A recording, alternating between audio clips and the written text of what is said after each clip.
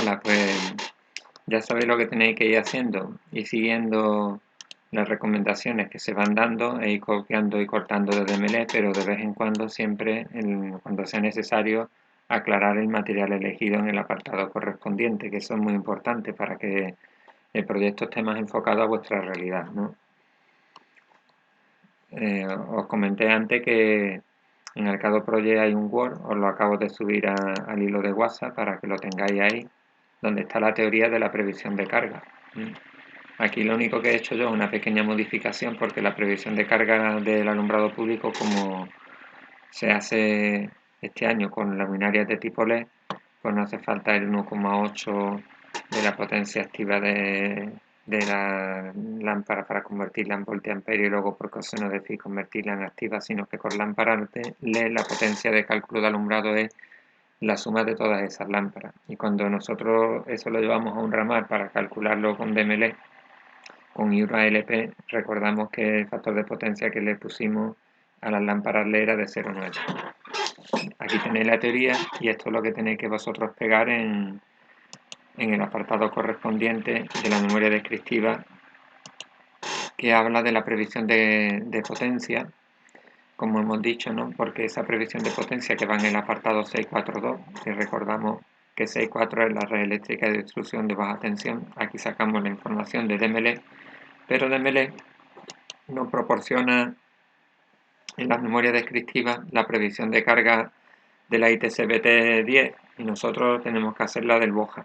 Y para eso pues os he puesto, como os acabo de decir, este BOJA, que lo teníais en Arcado Project, pero puede ser que alguien no lo tuviera localizado y lo tenéis aquí, ¿no? Donde te hace la previsión de carga de la zona de actuación, ¿eh? Es decir, de precarga BOJA 20, ¿vale? Aquí está la previsión de carga. Seguimos entonces con nuestro armado del proyecto. Una vez que hayamos terminado con todos los apartados de la memoria descriptiva, hacemos algo parecido con el siguiente documento básico, 02, que es el anexo de cálculo. Os recuerdo que cuando estéis haciendo el último tema, el de alumbrado público, en el apartado 615 tenéis que poner aquí la composición de vuestros cuadros de alumbrado público de la urbanización y el de la zona comercial, y no hacerlo como viene en DMLE, que en DMLE te pone un cuadro de alumbrado que no es el vuestro y no tenemos un cuadro de alumbrado. Nosotros tenemos dos. Una idea que a mí se me ocurre es exponéis esto que yo he dejado aquí. Cada zona dispone de su cuadro de alumbrado, que hemos tratado de ubicar en un lugar estratégico conforme al diseño de calle y no muy lejos del centro de gravedad. Podéis decir que ese lugar estratégico está según plano, ese barra P significa según plano número 3, ¿no? Porque el plano número 3 indica también la ubicación de los cuadros de alumbrado público. ¿Os acordáis que yo os dije que lo pusierais, además de las luminarias, tipo de luminaria, ubicación de los centros de transformación, nombres de las calles, potencia de los locales, en fin? Y para hacer el desglose del cuadro de alumbrado público, mi consejo es que pongáis lo que hayáis hecho en Presto, que no va a ser exactamente esto mismo, porque vosotros tendréis interruptores diferenciales de diferente intensidad y magnetotérmico en vuestros ramales de alumbrado, y esto lo tendré que personalizar a vuestras mediciones de cada uno de los cuadros. Pero aquí está el desglose de materiales del cuadro de alumbrado público de la urbanización, de la zona comercial y el de la urbanización. Bueno, yo he puesto dos veces aquí el de la zona comercial, pero se supone que uno debe de ser el de la urbanización y el otro el de la zona comercial, ¿de acuerdo? En el apartado 6.5.16, indicar que los planos 13.1 y 13.2 del documento básico 03 muestran los esquemas unifilares de cada cuadro de alumbrado público y el modelo de cuadro elegido.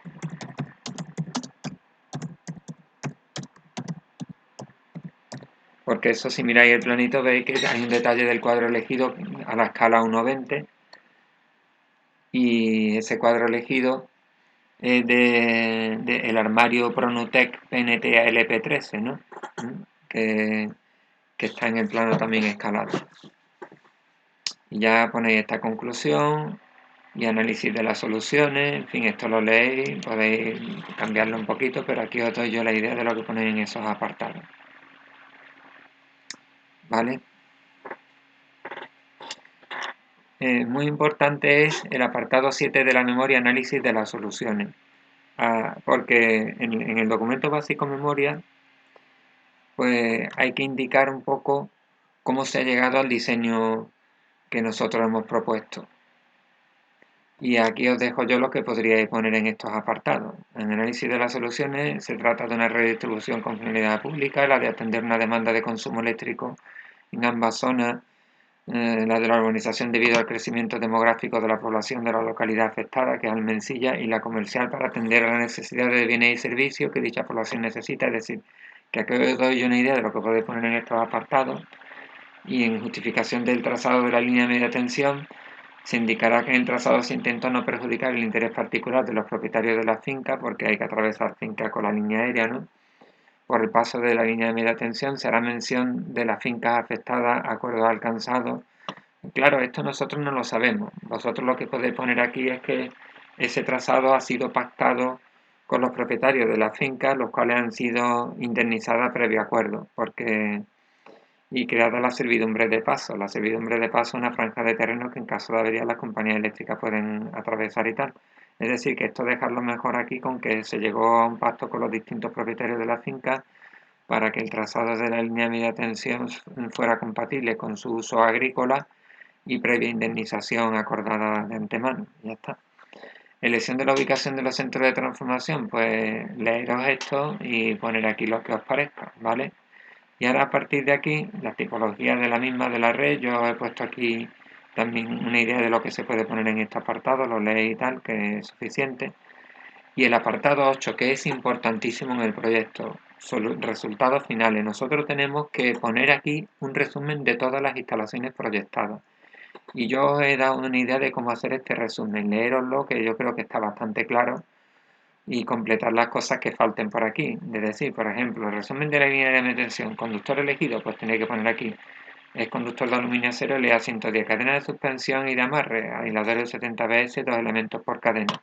Tipo de apoyo elegido, apoyo de celosía metálica, según plano pues, de detalle de los apoyos y memoria de cálculo de cabeza recta, celosía de cabeza recta, trazado según plano, tal. Y ahora, viene aquí el resumen de la instalación proyectada. De la línea de media tensión no había hecho un resumen, pero podéis completar esta tabla y ya lo tenéis. También os he puesto una hoja de cálculo. Si lo hacéis en la hoja de cálculo, yo os aconsejo que le deis un pantallazo y lo convirtáis en una imagen y lo traigáis a Word. Porque si copiáis una hoja de cálculo del Excel y la traéis aquí, se os va a salir de tamaño y va a ser un... Yo lo he podido conseguir con esta, pero va a costar un ratillo. De los centros de transformación tendré que describir los centros de cada una de las zonas, que son doble bucle, que son de compañía, de tipo de potencia instalada en cada zona. Los ramales de baja tensión de la urbanización, pues dejáis esta descripción que hay aquí y a continuación que tenéis que hacer un resumen de los ramales proyectados de cada centro de transformación. Esto no es lo que yo he puesto aquí, tenéis que poner el vuestro, obviamente, porque me además fijaos que está en blanco. Y lo mismo en alumbrado público, se hace una descripción general y luego se pone un resumen de, primero, de, pues cada zona dispone de cuadros de alumbrado público independiente, dice aquí, las luminarias y báculos elegidos para calle, avenida y rotonda son las resumidas a continuación. ¿Y qué tenéis que poner aquí? La tabla de conteo de luminarias. ¿Os acordáis que hicisteis un Excel de conteo de luminarias? Pues ese es el que tenéis que poner aquí. Luego a continuación hablamos de los ramales de alumbrado público, que son una red ramificada abierta, sección constante y tal, y ponéis aquí ahora un resumen de los ramales por cuadros de alumbrado público de la urbanización y de alumbrado público de la zona comercial. Después nos vamos a, ya que hemos resumido todas nuestras instalaciones, al punto último 9 de la memoria descriptiva, la planificación, y aquí hace incidir que si bien le facilitamos al director de obra un diagrama de Gantt que da una idea de cómo podría planificarse esa obra en el tiempo, él queda bajo su potestad la capacidad de modificar ese diagrama de Gantt para hacerlo compatible con los intereses de la propiedad por un lado, que es la parte capitalista o promotora por otro. Propiedad y promotora suele ser lo mismo, es la empresa, la agencia inmobiliaria, ¿no? Pero la agencia inmobiliaria suele ser a su vez una agencia constructora. Es que hay veces que ya hemos dicho que eso se puede solapar la figura. Digamos aquí que el diagrama de Gantt se lo ponemos, pero El director de obra tiene la potestad o posibilidad de cambiarlo y ajustarlo a los intereses de la obra.